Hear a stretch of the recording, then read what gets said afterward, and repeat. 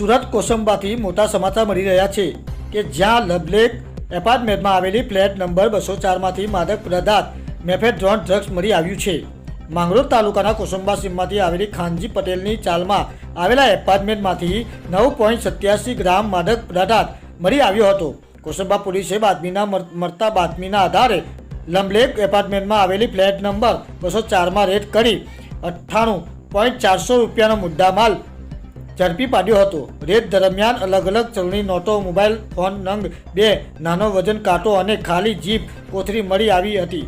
જે તમામ મુદ્દામાલ જોતા કુલ 1.50 હજારથી વધુનો મુદ્દામાલ જપ્ત કર્યો હતો। સાથે જ 2 આરોપીઓને ઝડપી પાડવામાં આવ્યા હતા અને માલ પર પડનારને વોન્ટેડ જાહેર કરી NDPS એક્ટ મુજબ કાયદેસરની કાર્યવાહી હાથ ધરી હતી।